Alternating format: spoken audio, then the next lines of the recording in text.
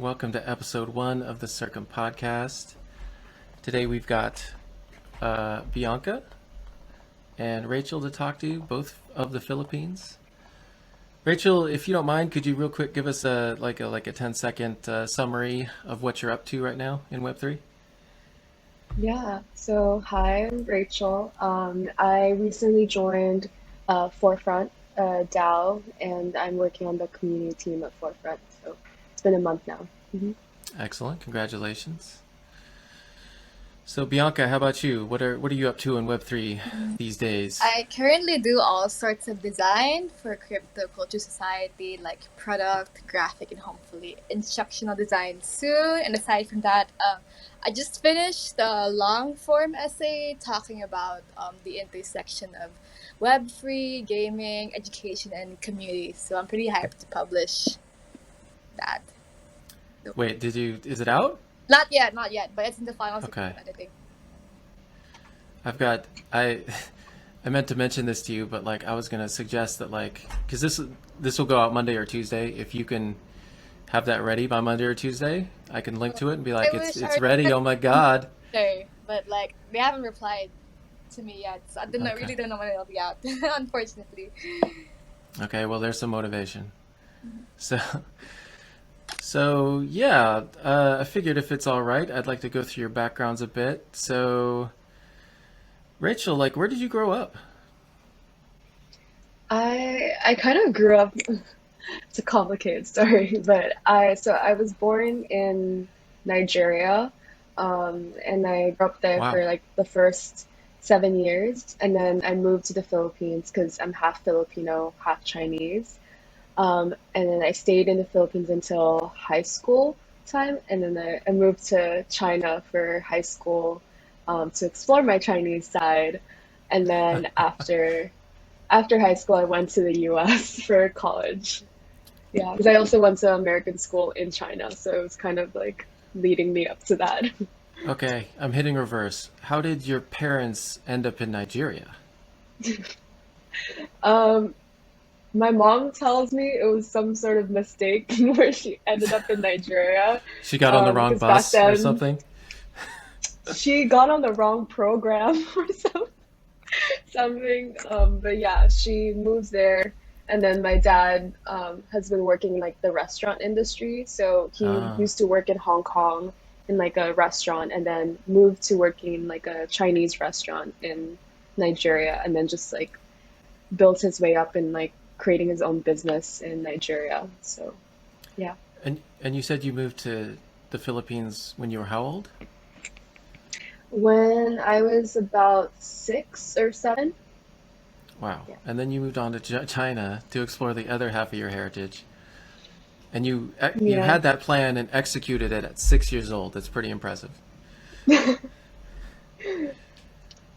Yeah, it was, yeah, all those places definitely make up who I am today. Yeah, I would think so. Um, so what school did you go to in the U.S.? I went to Northeastern in Boston. Gotcha, gotcha. That's also very different. What do you think of Boston? Very cold. Very, very cold. But now I actually miss the winter. I never thought I would say that, but I miss the winter. Now I'm actually appreciating Boston a lot more now that I'm outside of Boston. I think it was a really great college city, honestly. There were so many different colleges there. It was a very walkable, safe city. Was very much in my own college bubble, I would say. And then time passed, and then somehow you got into Web3. What about Web3 sort of speaks to you, do you think? The possibilities, I think it's the fact that there's so many people at this, time in history that are communing together. So many people are kind of Web3 is kind of like a mirror where people kind of project their dreams, aspirations, imaginations into what is possible. And because it's something that we're still kind of forming and shaping into, that's a lot of possibilities for voices who've historically never been heard or historically haven't been given power to now, like have a say in how it's shaped. And so I'm excited for, more Filipino representation in, having that voice for how it's shaped. I never thought about it that way. Like if like Web3 is almost like it's almost like a land rush, right? Like all of a sudden there's all these new tools. So people are like, "Oh, now I can try this thing that didn't work in this other place or in this other time," or like and we're all kind of just picking up all the tools at the same time and trying everything really. Yeah, Yeah. a really good quote I want to bring up to that. There's this quote from the movie Paprika that asks, "Don't you think dreams and the internet are similar? They are both areas where the repressed conscious mind vents."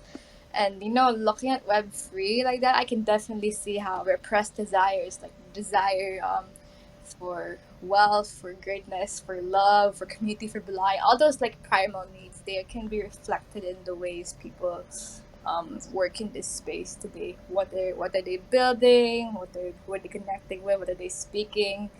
Yeah, it's interesting to see the kind of like psych. Yeah. Yeah. That's such a great movie. It was so sad when he died. What was that, like 4 years ago? Too young. Anyway, I was thinking about you, Rachel, and how to describe like your sort of approach to Web3, and I sat there staring at the page for like kind of a long time, and then I eventually came up with you're like an enthusiast for what I would describe as the crossroads of emotional humanism and technology. Like everything you write is just full of like emotion and respect and care and empathy, which is very, it feels very different to me. Do you feel like Web3 is like a fertile ground to sort of express that part of yourself?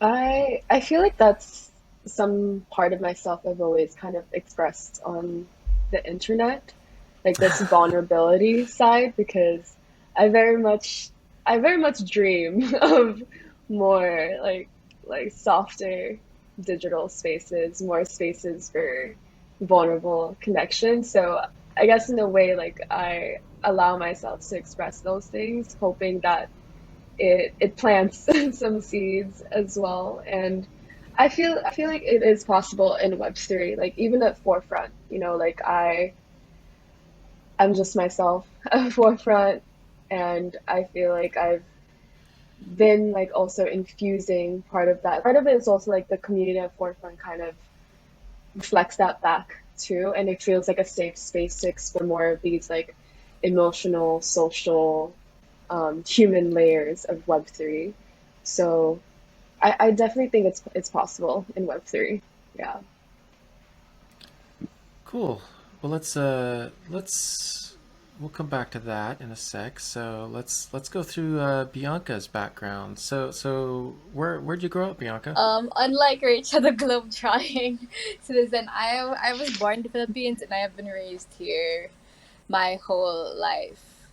Yeah, but despite Generally, this like one area or typically one area only. Like I didn't really go around anywhere else. Yeah, so in this city.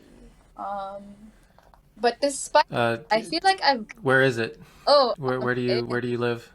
I currently live in Las Piñas. It's like very south in the Metro Manila area. Hmm. Okay. I forgot to ask you this, Rachel. Where do you live in the Philippines now? I'm also in the south. I live in Parañaque, it's next to Las Piñas, so we're close by. How many kilometers are we talking? Ooh. I don't. It's pretty. You guys just know this. You're not Googling it, are you? Um, I have no but idea. but from my experience, it definitely feels way nearer compared to other cities. And then I can tell how near something is by how expensive it is in Grab, or the our equivalent of Uber here. That's your distance rating is how much a Yeah, Grab would cost. yeah. And how much traffic, like with traffic, how long it takes to get to each other. Oh, it's my understanding that the traffic in Manila is legendary, Yeah, it's because world class. our public infrastructure isn't really designed for the typical citizen. If you have a car, Sure. you're way more privileged. You can go through that stuff. While public transport on like other countries, it's terrible. It's just really terrible. So everyone is just like making by. You know. For sure. So, Bianca, you described yourself as like an internet native in the past. Mm-hmm. Like, would you say that's where you grew up? Really? Oh yeah, for sure. Cause I got into started using a computer early because my dad was pretty into tech, also. So I remember like when I was in the single digit ages, like maybe like 9, or maybe even 10. I'm not sure. I'm not sure the specific age, but I remember I was already starting to like use the computer and like play games already, and I just started like figuring out like how to go to, like different fan sites and stuff, or like make my own like graphics. So yeah, I think for the longest time I've been growing up in like online communities like that, whether it's fandoms for the things I like, or like the tech communities I'm part of now. And yeah, I can attribute a lot of my growth to those tech communities. When I the very first community I was part of, and the one I am still proudly part of in today, is this community called Develop. Basically, this community for intersectional technologists and creatives here in the Philippines. But that started like way back in my high school, because the founder of that, we also went to the same high school, and I just happened to join it when it was like a school club. So initially it Right. was just like a place, I guess, to like just create things together, like making games and stuff. But eventually it increased in scope. Like we started like doing more projects, like voters education sites, or like how do I say this, doing hackathons. Like we went through like the I feel like it grew up as like we grew up as people. Like for instance, when my founder started going to the States for college, I feel like a lot of that like influenced the programming that would like happen. Like it started becoming more intentional and less, I guess, focused on like creation's sake. But I feel like we're going back to our roots because we're becoming very creation focused again. We had a bit of a crisis because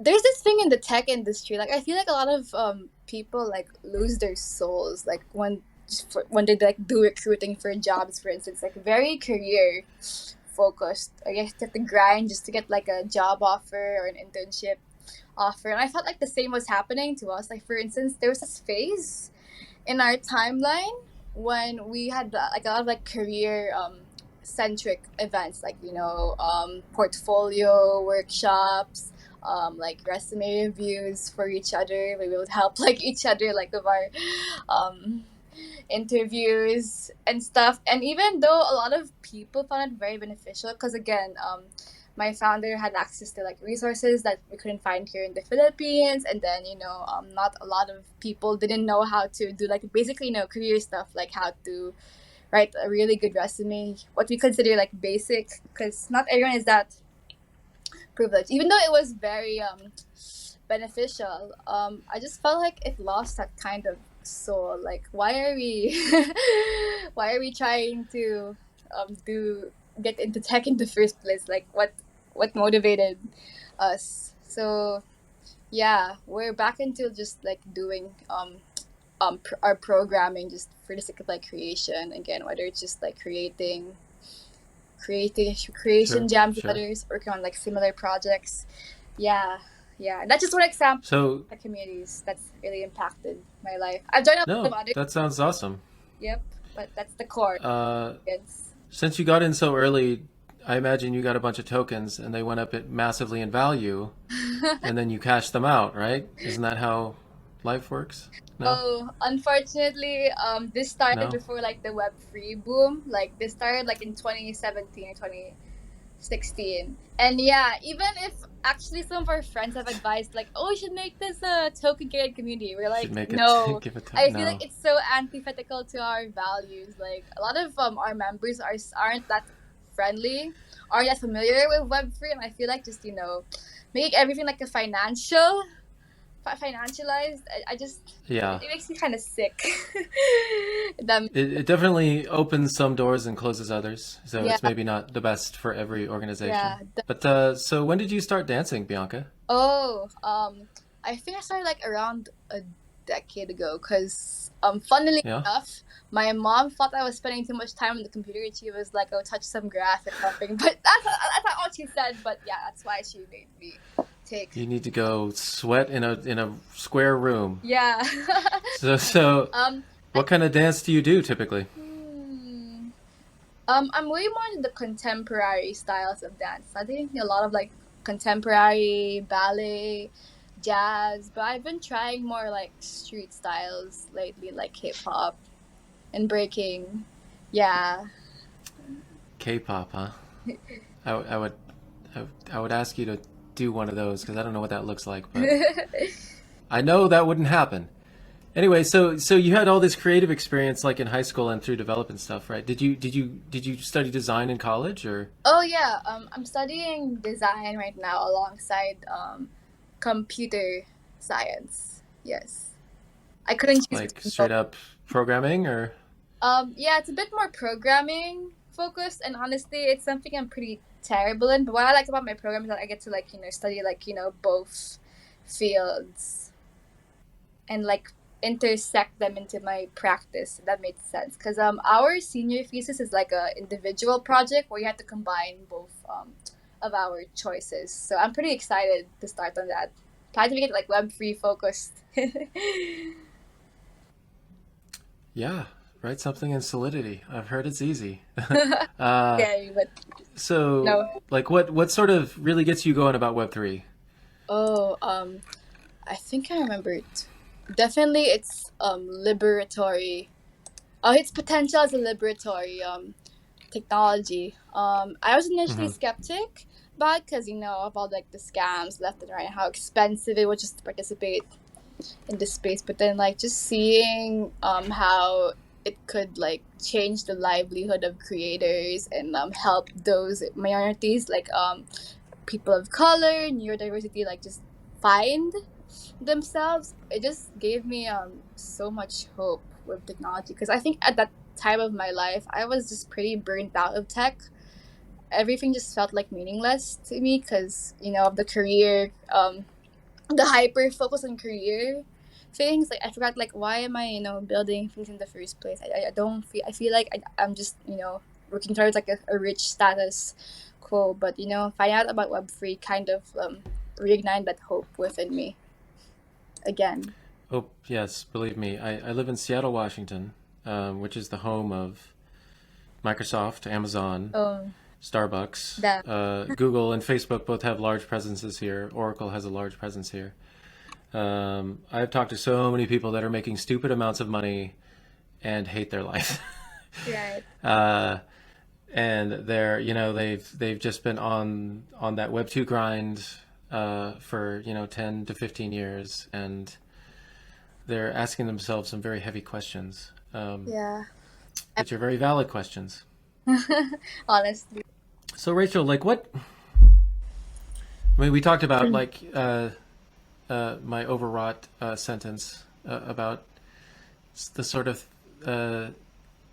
link between humanism and technology that you're into.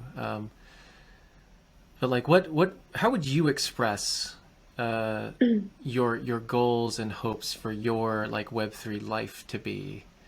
Like, do you have a roadmap? Do you have a is there a wall covered with red string and pictures and stuff like of your plan for your Web3 career? Uh, I feel like when I was in my whole beginning of my career journey, like after college, I thought about this so many times because you have to express it in like so many applications, right? And so I think a pattern that kept coming up was that I really care about well-being and I care about it in like three very interconnected layers. So like there's like the individual level of like well-being. So not just, your individual well-being, mind, body, but also like creativity, self-expression. So with that, I'm looking into like the creative side of like Web3, like in music and art, and that's something I'm kind of still dipping my toes in. And then there's also the community well-being, which, goes into like being connected to your heritage, being connected to like, yeah, like a culture, a sense of community, but also like somewhere you could learn, somewhere you could like create. So like how do you build that sort of community well-being is also something I'm exploring. And then environmental well-being, which is very big. When I started Web3, I was more in like the regenerative space. Like I was looking into like how do you fund regenerative public goods? Because I also worked with nonprofits here in the Philippines. So something I was kind of exploring and I'm still exploring is how to onboard nonprofits into the Web3 space, especially because in the Philippines, a lot of the nonprofits are actually a lot of them are run by youth and a lot of them are super interconnected Hmm. and like they collaborate a lot. Like they'll collaborate into like building like a mangrove rehab facility center. They'll collaborate on like rebuilding like the islands after a typhoon happens. Like they really commune together and it's a really strong ecosystem. So in that sense I saw like they already have the energy that Web3 represents, but now like how can you give them sort of like the financial means, because working in also nonprofits, like it's also a lot of volunteer work, and it's also a lot of like trying to find donations, trying to find people to like fund these things. So they have the vision, they have the experience, have the connection with the local community that they've been building for so long. So now how can, the technology help with coordination and then also help with financial means? So that's also another layer that I'm exploring.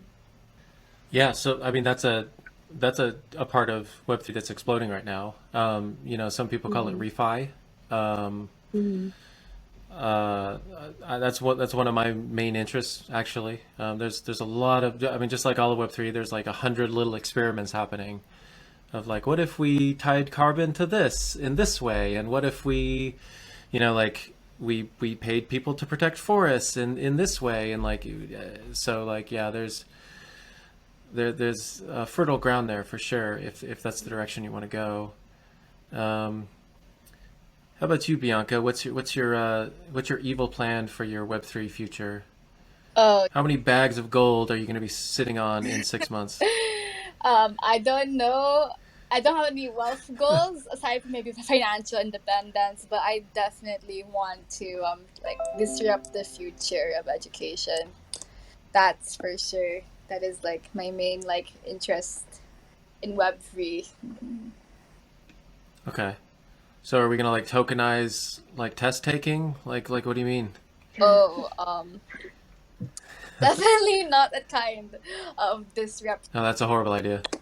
Um, I guess I just want to make better learning experiences for everyone, and I feel like Web3 tech can do that, but not in the sense of like techno solution system, like oh you can just use a token or like NFTs for your certificates and stuff.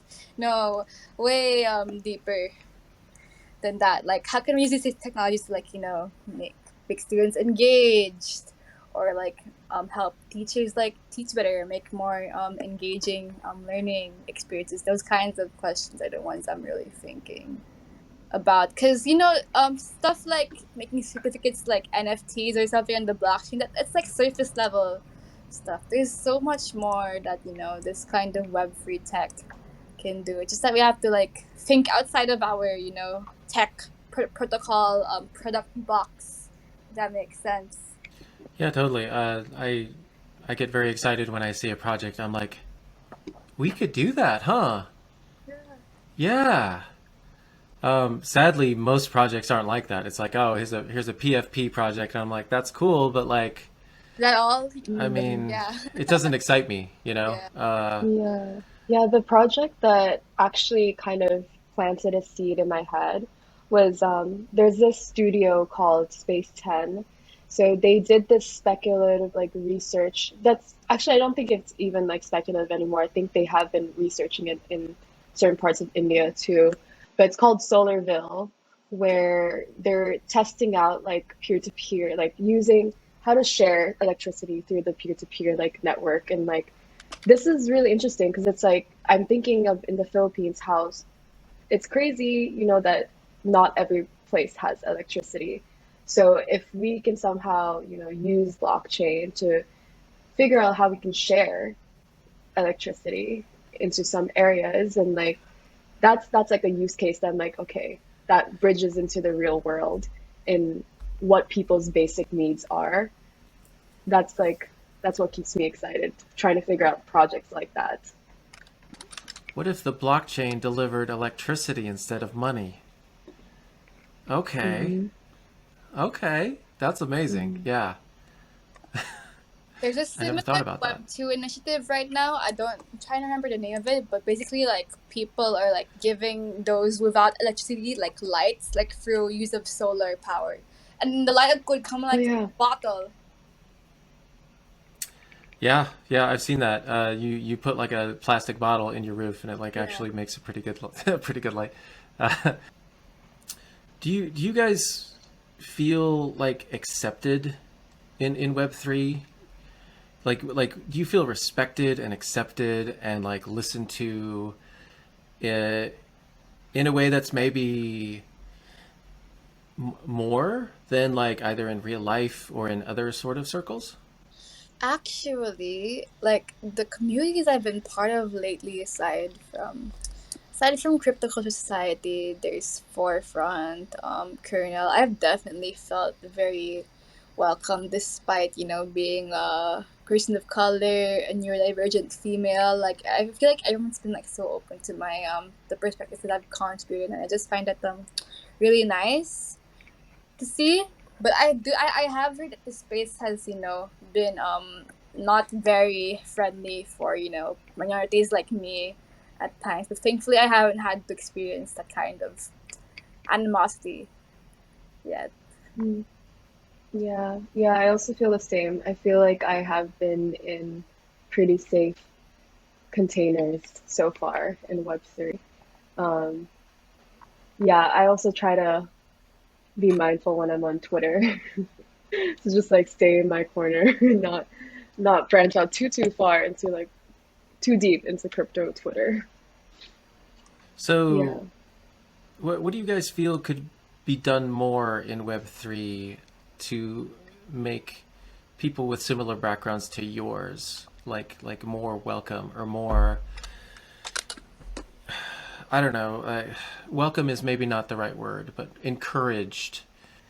Um, I think one thing is also a lot of the events are pretty late at Oh, night. time schedule. Um, It's 2 like a.m., Oh my 3 a.m., God. 4 a.m. for us. Yeah, so that's another thing. I'm like, come to this event, and they're like, sure. What time? 3 a.m. I'm like, Yes. oh, that's Like already a big I'd love to be a barrier. morning person, but like months of like going to DAO events, I now have adapted. Unfortunately, I'm now more nocturnal. Oh, I'm sorry. Because Yeah. what is it like 10 a.m. for you guys, something like that? It's like around 12 p.m. right now. But Okay. thankfully, it's a Okay. doable time. No, I My don't feel brain that is bad still anymore. awake. Never mind. Yeah.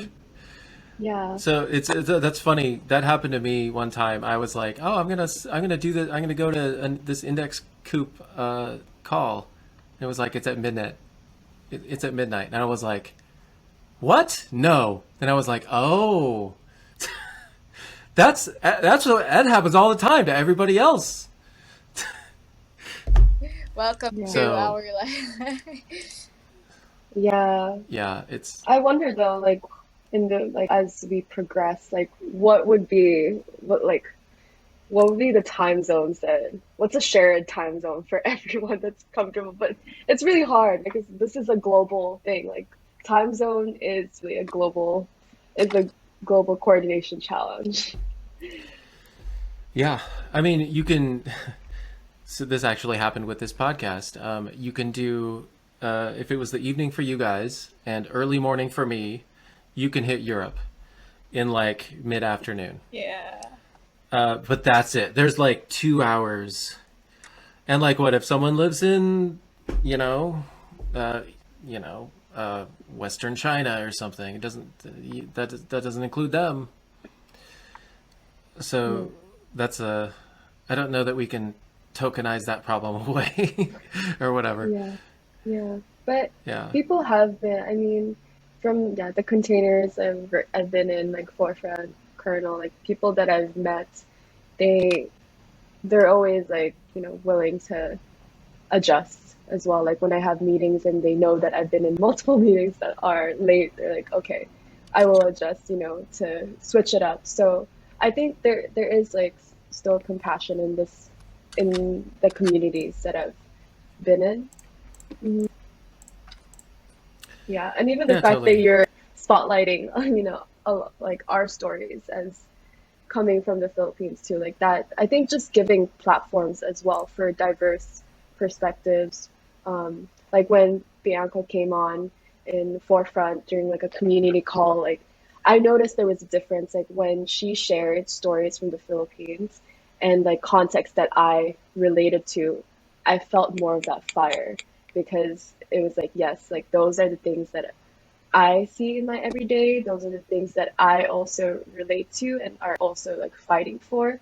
And I noticed like that fire is like something I want to see more of in this space, like more of like that, like bridging also the Filipino community.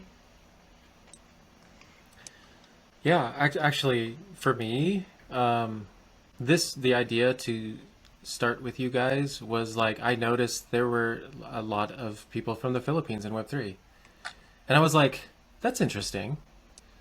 Like I I noticed, I was like, there's a lot of you guys. Like, I wonder why, and that's interesting. Like, um, and like Yeah, it's not as many as certain other types of demographics, but yeah. like, and that might be anecdotal, but like what are your guys' thoughts on why that might be? Interestingly, I've heard this before. Like there's a study I think done that the the country with the most MetaMask wallet users and those with like the most NFTs, not sure this is fully accurate, is the Philippines. Surprisingly, like even way ahead of like other developed countries like the U.S. And it made me think, huh? I wonder like um why that's the case. And I think it's because we're like the perfect demographic to be like an early adopter, I guess, because on one hand we are in a developing country, so we have like certain economic and social conditions that make us want to jump at any new opportunities, I guess, for wealth or at least for just to live a life, right? But on the other hand, that also I guess leaves us open for exploitation. I guess, like for instance, when it comes to human labor, like Filipinos are very like popular with other countries like that. Like not just for kinds of work like call center agent work or what else, just freelancing in general. We are very well Mhm, known. People like want to just hire Filipino because they're way cheaper compared to other mhm, countries. And unfortunately, like that is kind of the case because what they consider really low is already like pretty high for us, and like that makes us like willing to accept like anything, even if we end up like, how do I say this, we end up at the short end of the stick. mhm. At least that's how I see why I guess a lot of us are into Web3, crypto NFT stuff lately. Yeah, and this can be seen especially in the rise of the Axie Infinity, which is becoming very popular for helping give Filipino families like a living wage during the pandemic. Mm-hmm. Yeah, I agree. I think people here are hungry. We're really, Yeah. really hungry for change. And then it's also that Filipinos, yeah, we have one of like the highest usage of social media. And I feel like it's because like also our public infrastructures in the physical world aren't that like they're not that great. So a lot of us spend time looking for outlets in the digital world. And so I think, and I understand that now, I came back home to the Philippines, and I didn't used to be on my phone and like computers a lot until like living here. Um, and I noticed that, I think the internet really brings a lot of hope that we don't see in our physical world, especially to like connect with one another.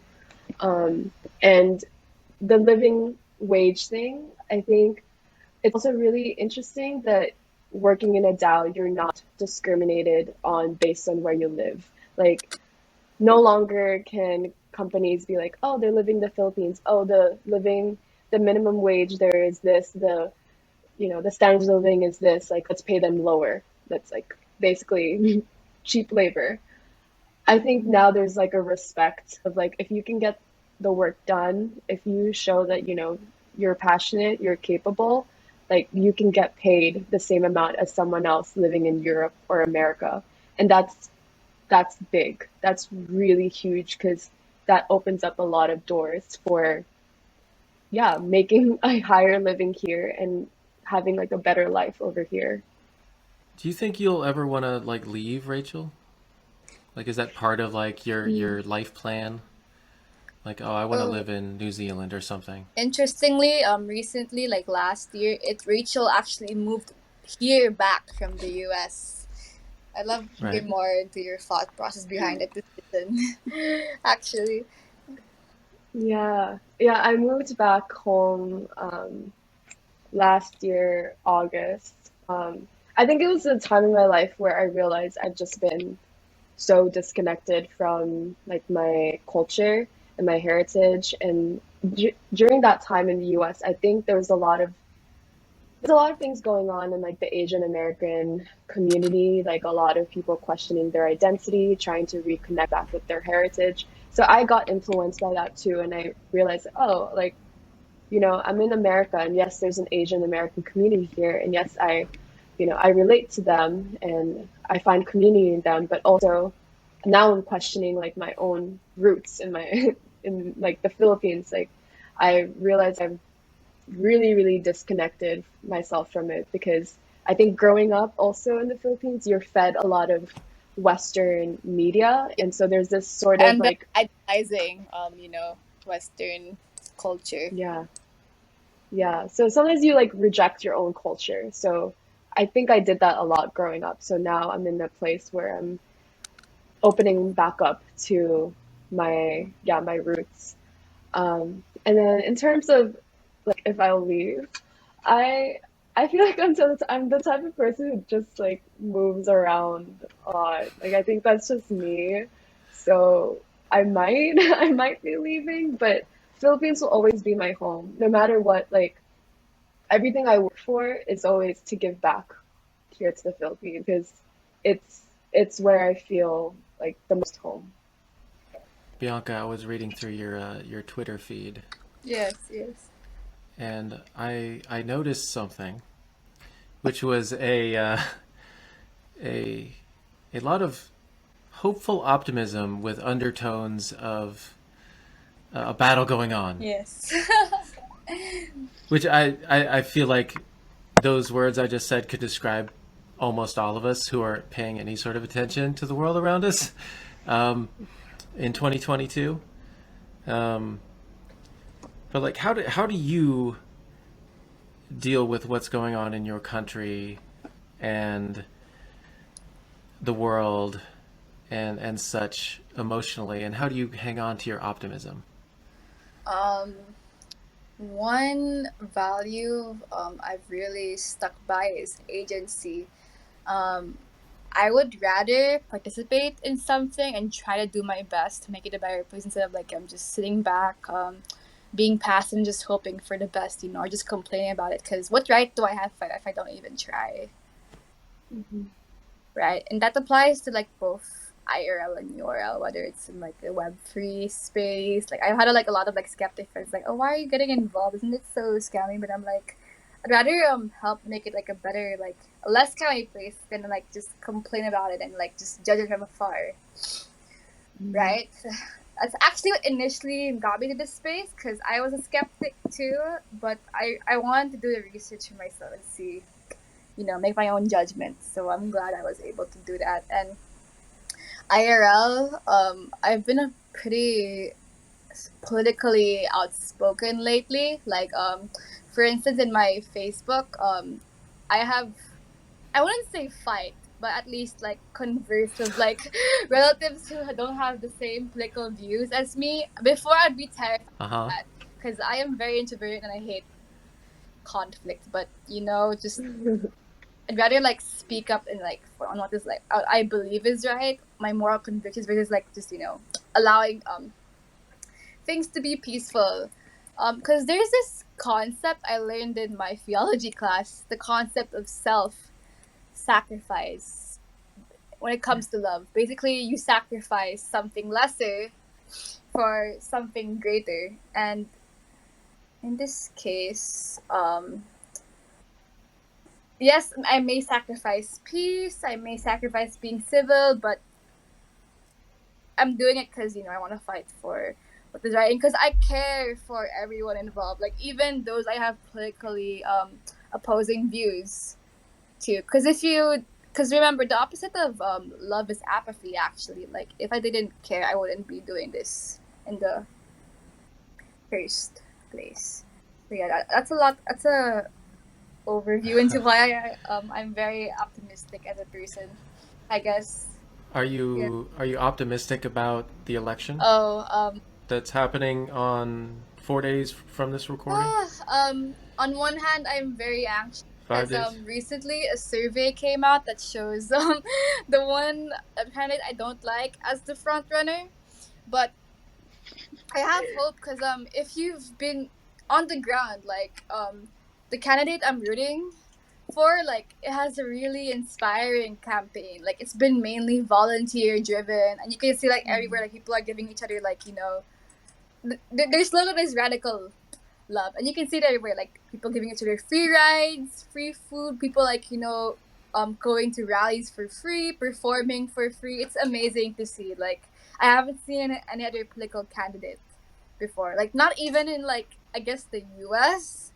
Like it's a really whole other level of what I say this bayanihan, or in English, like what do you call that concept in English? Wait, or I guess the spirit of communal unity and cooperation. That's what bayanihan is.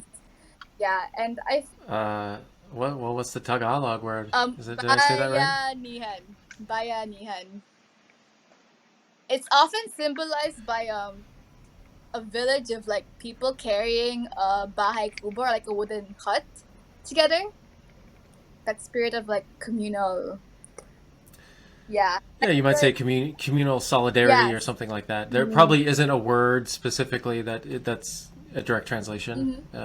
Maybe there is. Yeah, it is the first time I'm really seeing so much hope, like so much, especially in the youth here, like really, really strong opinions, and yeah, hope that for our country. It's the first time we're feeling that in a while. Bayanihan literally means like being a bayan, or like a nation or community.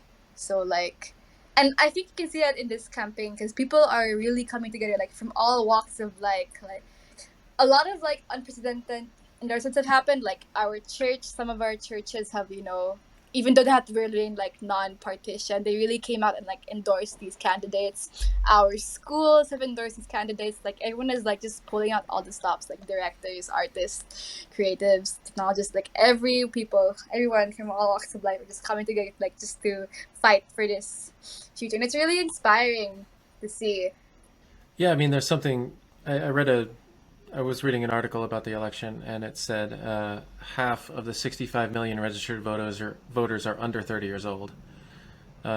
Which, knowing that the results of this election are in the hands of the youth is both scary but also really exciting, right? Yeah. Well, I hope it goes well. I really do. Yeah. So that's on the 9th. Today is the 4th when we're recording. Soon. Speaking of presidential elections, let's talk about floods. That was a joke. Let's see. So Rachel, you recently tweeted about flooding. Apparently it's a thing that happens in the Philippines a lot. Let me read the first tweet. Let's see. Living in the Philippines means getting anxiety every time it rains hard because you never know if it's gonna turn into a typhoon that destroys the livelihoods of local communities. So is this something you feel like whenever it rains? Yeah. Like it's Yeah, because like, where do you think that came from? It's like you're triggered by it almost. I feel like growing up here, it happened like very often. So I always thought it was just a normal thing. Like, it just typhoons every year. Like, in a way, we kind of become desensitized to it. But I think the last 2 years has just made me more hyper aware of it. Like, okay, climate change is actually getting worse. And then around December, we had Typhoon Odette, which was very, really, really strong because I was working with this nonprofit that is based in Siargao, this island that is a very sustainable island. It's like one of my favorite islands. And then I got news the next week that basically a lot of it was wiped out. Like a lot of the infrastructures were wiped out, homes were wiped out, like couldn't contact any of like my friends there. And some people were stranded for like 4 or 5 days trying to figure out how to get out of the island. And that also happened to other islands that were not prepared for it, like places that you never would have expected storms to hit. Like there were alarms going off in like, let's say like Palawan, this island, and there were alarms going off saying like evacuate, but people didn't expect it. People were like, oh, typhoons happen all the time. Like it's not going to be that bad. But it hit and it wipes out like houses as well. So it has been getting worse. I think especially in the past year, I think it has been getting worse. And so because of that, and then also because of being more exposed with the communities that were impacted, now I do get anxiety for the future because you just hear that climate change keeps getting worse. And so it's hard because like these places rebuild throughout the year and then typhoon season hits again and then they're hit the same way and they have to like rebuild again. So it's this never ending cycle. So I just empathize a lot for what they experience. Yeah, I mean, that's one big part of climate change predictions is that like some places will, because they're too hot or because sea level rise or because extreme weather, like they'll just become unlivable from like an economic standpoint. It's like, what are we gonna rebuild every 3 years? Like that is, it's like, no, you just move, right? Yeah. That's hard and though. that's sad, and that's gonna change everything.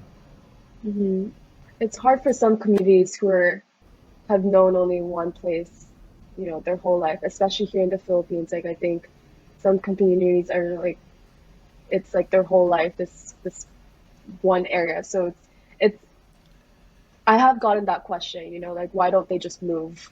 But I think it's hard. Like if they really want to stay in that place, they'd rather just like rebuild and like risk it. It's hard to really convince. I mean, if you move, unless a lot of very specific work is done, that's a culture disappearing. Yeah, right? that too. Which is a big loss, to every person, because you just can't get that back, right? You can't rebuild it. So if it's okay with you guys, I'd like to do some recommendations. So this is something I want to do at the end of every show. It's going to be something doesn't have to be directly related to Web3, It can be, or it can be something that is personal development related. It can be, well, you'll get the idea. So, Bianca, you put down a book called Zen and the Art of the Macintosh. You want to tell us a little bit about it? Oh, definitely. An overview of it. It's basically how do I say this? A look at one's creative process because it goes through one's journey of opening Mac Paint and trying to start drawing on it. But it talks a lot about the intersection of technology, art, and Zen tradition. And I really liked it because of how it combined like the old, which is like the Zen philosophy, and the new, like this new technology. And I feel like it's also very web free of a vibe. So it's a book very close to my heart, and I'd recommend it to everyone. Awesome, awesome. So, Rachel, you have another book called The Artist's Way by Julia Cameron. You want to tell us a little bit about it? Yeah, I recommended this book because I think the past 3 years I've also been trying to connect with, I guess, like my inner artist, and I feel like everyone is like an artist. If you're human, you're an artist. It's you connect ideas, you build worlds, like you storytell. So the artist way is very much about like how do you reconnect to that part of yourself where you do see that you're an artist, and you do find ways to express yourself. And it's kind of like a 12-week, I'm not sure if it's 12, but it's 12-week or so program, where it takes you through different things like the idea of shame, the idea of like a lot of people have shame when they create art, and they think it's like a loss of time. Like, where does that come from? Like, understanding like all these inner criticisms that we have in our head, where does that come from? And yeah, it goes through that. So it's like a whole like reflection period. There's like, things like doing like morning pages, like basically brain dumping into a paper to understand how your brain works and what are the reoccurring thoughts in your brain. And then there's things like going on like artist dates with yourself, where you make that time for yourself to give into trying to figure out like what are these creative outlets that you want to pursue. So yeah, I recommend that book because I feel like creative expression is very important to like the individual well-being. Yeah, it sounds like a really interesting book. And at first I was thinking it's not much like my book, but it kind of is in the sense that like they're both sort of what you would put on in a bookstore as like a self-help book. It's like, here are some steps to understanding your life and your process, and how and maybe some solutions to find and to work through. Yeah, totally. I feel like both of these I need to read. See, doing this recommendation thing, my reading list is just going to be like, wow. Yep. Um, my recommendation is a milk toast self-help book that gets recommended a lot, and you know why? Because it's really good. It's very tight. It's like I'm sure you guys and people listening to this have read a lot of self-help books that's a lot of like stories and not a lot of like meat, right? Where it's like, here's how I solve this. Now you do this. It kind of reminds me of the meme where like the drawing an owl meme. Have you guys seen that? I'll put it up on the video right now, but it's basically like you here's how to draw an owl. You draw 2 circles and then you draw the rest of the owl. Which is how a lot of self-help books feel to me. Like it's like, I did it, so you can do it. And you bought my book, so you're ready. Atomic Habits is not like that. It's very specific. Basically, he goes into like, okay, here's what a habit is. Here's how they work. Now write down all your habits and which ones you think are negative, neutral, and positive. And believe me, when I did that, I was like, oh, I sure spend a lot of time doing negative habits. Things I like Genshin Impact, but maybe not the most lucrative things. But basically, it's a dense framework into how like I consider lately I've been thinking of health as like three pillars. Maybe four, like depending on how you think of it. There's physical, there's mental, but then there's also like your time. Because you can be healthy mentally and physically, but if you sit and stare at the ceiling all day, are you healthy? Like, I would say maybe not. But Atomic Habits basically helps you get your time back. It can't help you use that time perfectly, but it gets you in a place where you can work on it. I think that might be it. So Bianca, if you had to point someone at one of your amazing projects or an amazing long form essay that say you've been working on for decades and you're going to post when this video goes live, where would that be? It'll definitely be published under one of my other communities called Reboot. So Reboot, for those who don't know, they are a publication and community that is very, how do I say this, techno-optimist. So same philosophy as me. They reimagine techno-optimism for a better collective future. Okay, I will drop a link to where that will be in the future. Love Reboot. Is there anything else you might want to point someone at? Yeah, definitely check out my.